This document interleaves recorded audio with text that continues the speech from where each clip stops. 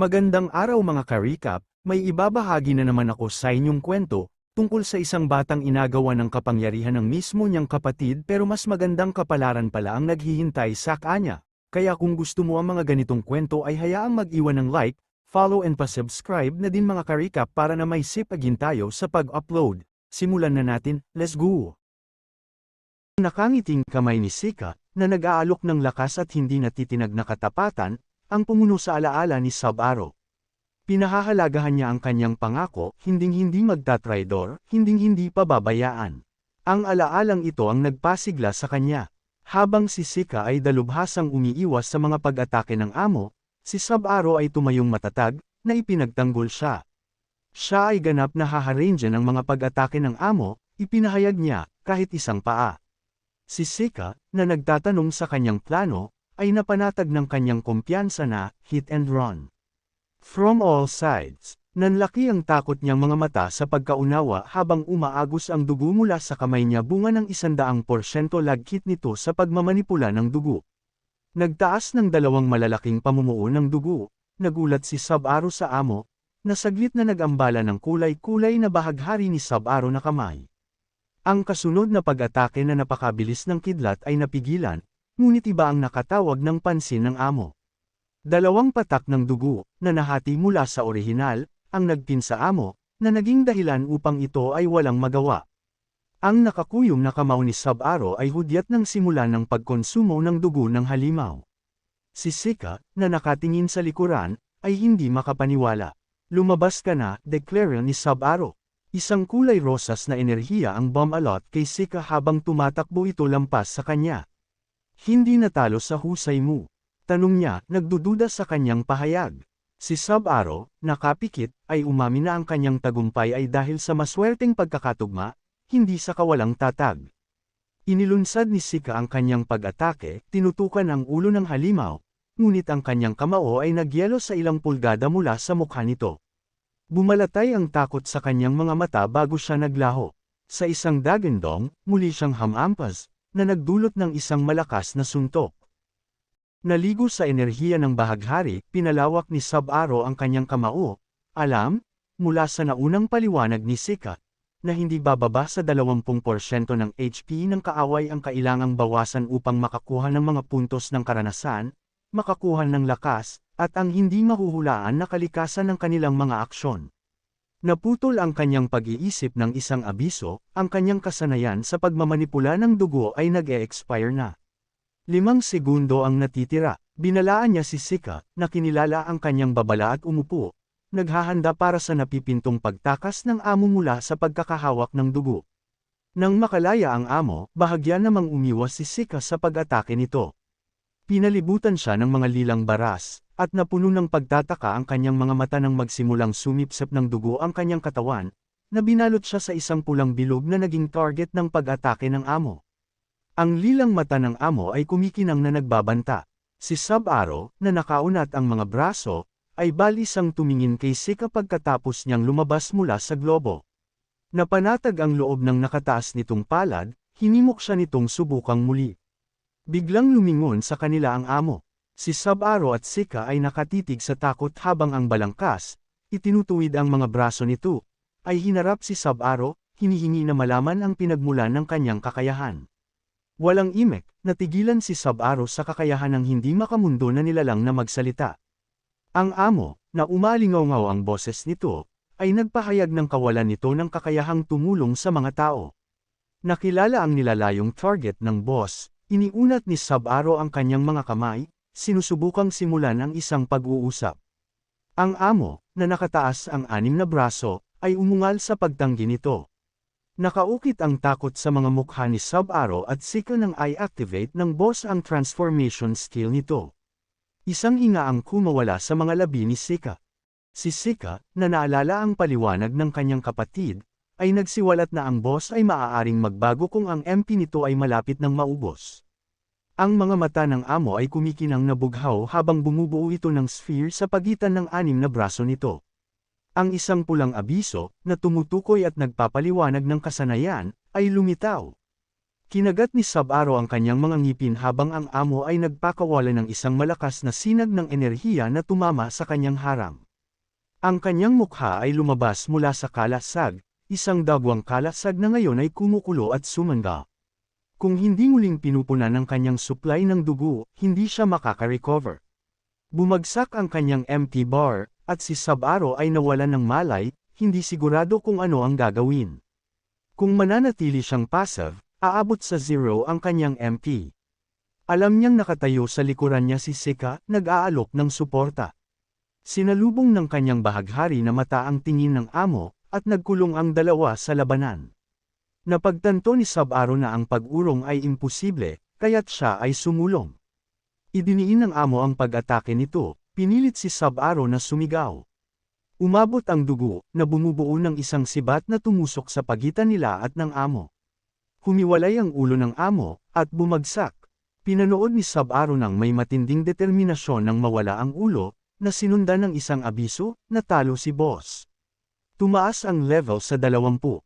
Alam niyang may hawak na kaalaman ng amo na ito tungkol sa Vanquish, ngunit hindi maiiwasan ang pagpatay dito. Pinag-isipan niya ang koneksyon sa pagitan ng mga nilalang mula sa gate at ng mga nasa loob ng mga pintuan. Sa likod niya, ang matagumpay na sigaw ni Sika na, "Ang galing mo." Sinira ang kanyang mga iniisip. Lumingon siya, kumandat sa kanya habang nakatayo siya sa harap ng mga screen. Sa huli, kailangan mo pa ring umasa sa akin, she said, acknowledging their teamwork in conquering the second gate. Nahihiyang sumang-ayon si Sub-Aro, ipinakita niya na nakakuha din si Sika ng mga puntos ng karanasan, na natutupad ang kanilang ibinahaging layunin na lumakas. Napapikit siya, nangako siyang tangkaing makipag-usap sa susunod na amo na nakatagpo niya. Si Sika, na napatikip sa kanyang bibig sa pagkagulat, ay inulit ang kanilang tagumpay, "Natalo namin ang boss." Hindi lumabas ang notification sa pagtanggal ng lock. Ibig mong sabihin hindi tayo makakalabas. Bulalas ni Sub-Aro, may bahid ng gulat ang boses niya. Si Sika, na parehong nalilito, ay umamin na ito ay hindi pa nagagawa. Isang kumikislap na ilaw ang nakakuha ng atensyon nila. Habang sila ay nanunood, isang bahaghari na pinto ang lumitaw sa likod ng Sub-Aro. Natigilan, napanganga siya sa pintuan ng challenge, isang portal na kulay bahaghari. Si Sika, na parehong namangha, ay nakumpirma ang kulay ng bahaghari nito. Nakatayo sa harapan nito, pinag-isipan ni Sub-Aro ang muling paglitaw ng pinto. Pwede ba itong lumitaw ng maraming beses? Tanong niya. Ipinaliwanag ni Sika, sa tabi niya, na ang bawat pinto ay may kakaibang kondisyon, kadalasang nauugnay sa pagkuha ng kasanayan. Sa pagpindot sa kanyang baba, isinaalang-alang ni Sub-Aro ang posibilidad ng isang antas 20 na kinakailangan. Si Renji, na may hawak na gintong espada, ay binanggit, inihayag ni Sika na 7 beses nang pumasok ang gold rank na si Renji sa mga katulad na pinto. Si Sub-Aro ay hindi makapaniwala. Ang kanyang mga kamay ay nakahawak sa hindi makapaniwala. Tinanong ni Sika kung mayroon siyang anumang mga reserbasyon tungkol sa pagpapatuloy, na nagmumungkahi na maaari silang maging pinakamalakas na duo. Sa pagtingin sa kanyang palad, kinilala ni Sub-Aro ang kanyang pag-asa sa pagmamanipula ng dugo para sa kanyang kasalukuyang lakas. Pinag-isipan niya ang mga nagawa ng mga manlalarong may ranggo na ginto, na umaasang makakuha ng malakas na kasanayan para kalabanin sila. Sinenyasan siya ni Sika na pumasok sa pinto.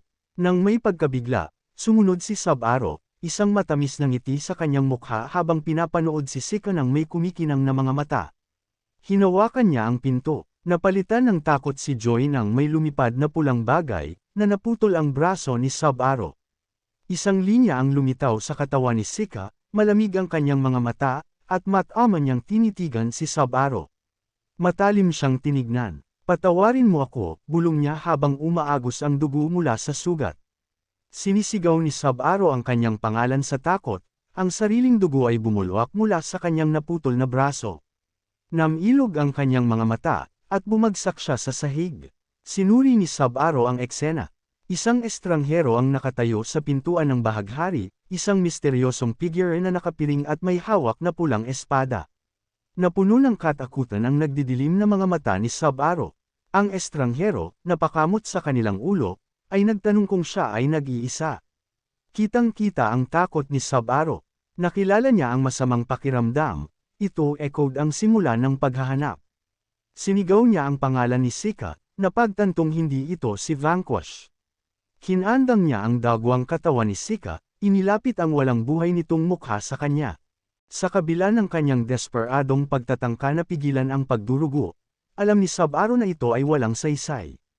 Ang estranghero, na humihingi ng kapatawaran, ay nagpahayag ng isang malupit na katotohanan, si Sika, na nakahiga sa tabi ni Sub-Zero, ay isa na lamang na pasanin.